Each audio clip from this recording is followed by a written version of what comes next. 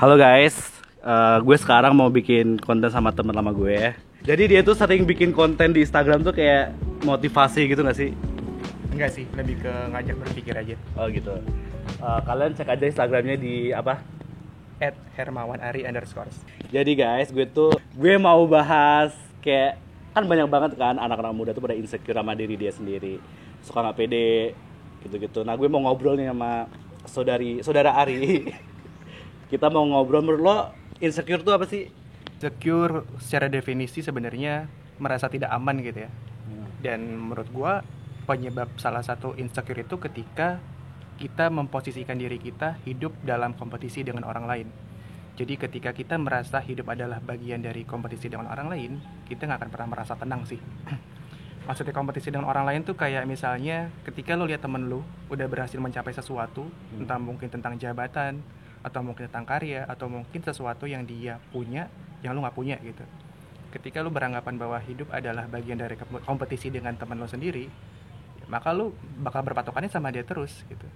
Sehingga ketika dia mencapai sesuatu, tiba-tiba lo insecure. Ketika dia dapat kebahagiaan, tiba-tiba lo merasa lo terkalahkan gitu. Nah itu penyakit hati banget sih sebenarnya insecure itu.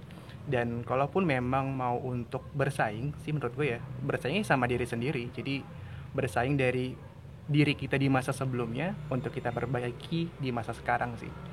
Dan kalaupun misalnya lo mau berpatokan sama rekan lo gitu ya, yang memang udah mencapai sesuatu, gue rasa masuknya bukan dalam kategori persaingan sih, tapi lebih ke kolaborasi sih menurut gue. Kalaupun memang mau mencapai hal itu secara bersama.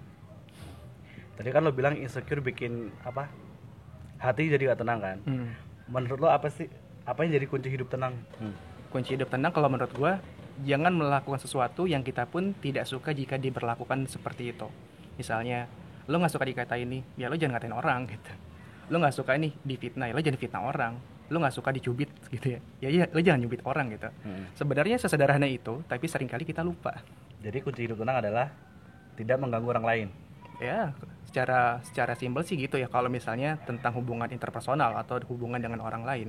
Tapi sebenarnya kalau pengen kunci hidup tenang sih ya mendekatkan diri dengan Tuhan, dengan Allah gitu. Itu salah satu kunci utamanya gitu.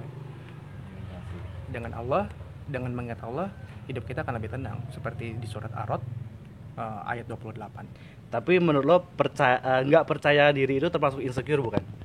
Iya sih, termasuk. Menurut lo apa sih yang jadi penyebab bahwa orang itu suka nggak percaya diri sama diri dia sendiri? Kalau menurut gue sih karena banyak orang yang nggak percaya diri karena dia terlalu membandingkan dirinya sama orang lain sih. Entah mungkin tentang pencapaian atau mungkin sesuatu yang dibuat oleh orang lain.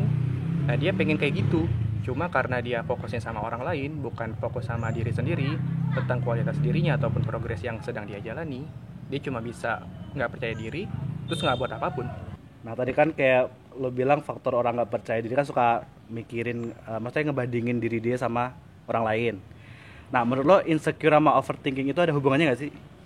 Kalau menurut gue ada sih ya. Sebenarnya uniknya tentang overthinking itu kita tuh lebih menderita di dalam pikiran kita sendiri dibandingkan dengan realita yang ada. Jadi misalnya gini, ketika lo suka sama seseorang misalnya nih ya, kemudian lo memang berteman sama itu orang di media sosial. Katakan lo posting sesuatu, kemudian dia nge-like postingan lo. Nah yang jadi pemikiran orang kebanyakan, wah dia nge-like postingan gue, pasti dia ada sesuatu sama gue nih. Itu pemikiran dia. Tapi objektifnya sebenarnya adalah dia cuma nge-like doang, selesai. Nah jadi sebenarnya overthinking itu penyebabnya karena dikembangkan oleh pemikiran dia sendiri. Objeknya apa, konteksnya apa, tapi tiba-tiba dia menambah-nambahkan konteks itu di dalam pikiran dia sendiri. Jadi perkara yang kecil menjadi besar gara-gara pemikiran dia sendiri. Dan menariknya lagi, dari sebuah artikel yang gue baca dari Huffington Post, jadi 85% sesuatu yang kita khawatirkan justru itu nggak akan pernah terjadi. Nah itu menariknya sih. Cuman kebayang-bayang di pikiran kita aja gitu ya? Iya, betul banget sih. Nah yang gue mau tanyain ke lo nih, pernah nggak mengalami situasi di mana pemikiran lo tuh kayak yang berat banget akan situasi itu, tapi ternyata realitanya nggak gitu-gitu banget gitu? Sering, karena emang gue orangnya tipe-tipe overthinking ya kalau bisa gue klasifikasiin. Bener, karena gue tuh kalau mau ngapa-ngapain pasti gue selalu mikir banget.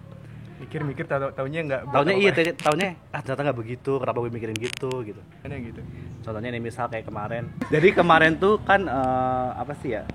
Kan gue pernah kerja di suatu tempat. Jadi di kerjaan itu tuh kayak gue dapet tekanan banget gitu loh. Dapat tekanan yang padahal sebenarnya dia cuman pengen apa sih? Cuma pengen gue bikin sesuatu hal yang simple, tapi gue nya terlalu mikir yang kayak kemana-mana jadinya, ngerti nggak? Kayak gue jadi ya ada apa nih, dia kok tumben nyuruh gue begini gitu. Terus pas realitinya? Ternyata ya cuma gitu doang. Lo bikin itu udah kelar karena dia lagi butuh itu. Akhirnya lo nggak buat apa-apa tapi? Tetap buat. Cuman dalam proses pembuatannya gue selalu mikir yang enggak. Oh jadi nggak maksimal? Jadi nggak maksimal. Selalu kebanyakan mikir duluan daripada bertindak, ya nggak sih? Iya, tapi emang kita bertindak harus mikir dulu. Iya, cuma terlalu dipikirin pun tanpa apa-apa kayaknya nggak bakal jadi apa-apa. Iya. Berbagi tips dong menurut lo, gimana sih agar kita bisa lebih menghargai diri kita sendiri? Menghargai itu sebenarnya konteksnya luas banget ya. Cuma kalau memang menghargai dalam konteks yang dipersempit aja. Kayak misalnya sesuatu yang udah kita buat tentang produktivitas misalnya ya. Kita tuh beranggapan bahwa produktivitas itu adalah sesuatu hal yang harus besar gitu. Kayak misalnya ketika kita membandingkan produktivitas kita dengan produktivitas seseorang yang memang katakanlah sudah besar namanya. Nah, kita tuh beranggapan bahwa produktivitas itu harus sesuatu yang besar, sehingga kita melupakan produktivitas kita yang kecil. Kita berusaha ngejar banget nih bikin sesuatu yang besar, kayak misalnya buku atau apapun itu, layaknya memang orang yang udah punya nama. Tapi sebenarnya kalau kita mau persempit lagi, kayak lo bersihin rumah, ataupun ngepel, ataupun bersihin piring, itu sebenarnya sesuatu yang bersifat produktivitas juga. Jadi bisa sih dimulai dari menghargai sesuatu yang kecil, sesuatu yang memang sudah kita lakukan dan memang membuat diri kita berharga ketika mengerjakan hal itu. Oke, jadi closing statement lo apa nih, Ri? Kalau menurut gue, buat teman-teman yang lagi insecure dan overthinking, kurang-kurangin sih untuk membanding-bandingkan diri kita dengan orang lain. Karena kan kita sering bilang juga nih bahwa kita tuh gak suka dibanding-bandingin, tapi entah kenapa malah sering membanding-bandingkan diri kita dengan orang lain. Terlebih untuk kita yang baru mau mulai, bahkan baru rencana gitu ya, belum satu langkah awal pun, kemudian membandingkan diri dengan orang yang memang sudah langkahnya lebih banyak, dan dia sudah melalui progres yang memang luar biasa dibandingkan dengan diri kita. Dan selama itu juga jangan pernah untuk jangan pernah buat untuk kita menganggap bahwa hidup adalah kompetisi dengan orang lain. Karena ketika kita menganggap bahwa hidup adalah kompetisi dengan orang lain, kemudian selalu membahas menang dan kalah, selama itu juga kita nggak akan pernah merasa tenang untuk menjalani hidup ini. Dan gue rasa kalaupun memang mau membanding-bandingkan diri sendiri, banding-bandingkan ya dengan diri kita sendiri, diri kita di masa sebelumnya, kemudian kita perbaiki di masa sekarang. Kalaupun tetap mau membanding-bandingkan sesuatu, yaitu terhadap diri sendiri, itulah yang membuat diri kita lebih tenang dan kita bisa lebih fokus untuk menjalani hidup ini tanpa harus ada namanya insecure ataupun overthinking. Sebenarnya manusiawi sih ya, kalaupun memang ada overthinking atau insecure, tapi nggak akan jadi sesuatu yang manusiawi juga ketika kita terlalu menyalahkan diri sendiri tapi nggak apresiasi diri sendiri. Nah itu mungkin yang seringkali orang lupa, sesuatu yang sederhana tapi orang seringkali lupa akan hal tersebut. Pokoknya pede aja apa yang mau lo lakuin, terus jangan suka bandingin diri lo sama diri orang lain. Kalau mau bandingin ya diri lo sekarang sama diri lo dulu aja nih, lebih bagus yang mana gitu kan. Iya nggak sih? Dan ketika memang kita udah menemukan celah diri kita di masa lalu, ya bisa kita mulai dari sekarang.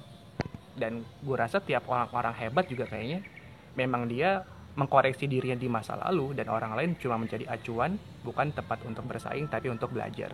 Benar. Itu guys jadi intinya. Oke, thank you Bapak Ari sudah berkunjung. Iya, saya juga terima kasih karena sudah diundang di channelnya Mas Irfan dengan 3 juta subscriber ya. Amin ya Allah. Oke gitu guys, jadi udah gitu aja. Thank you. Bye.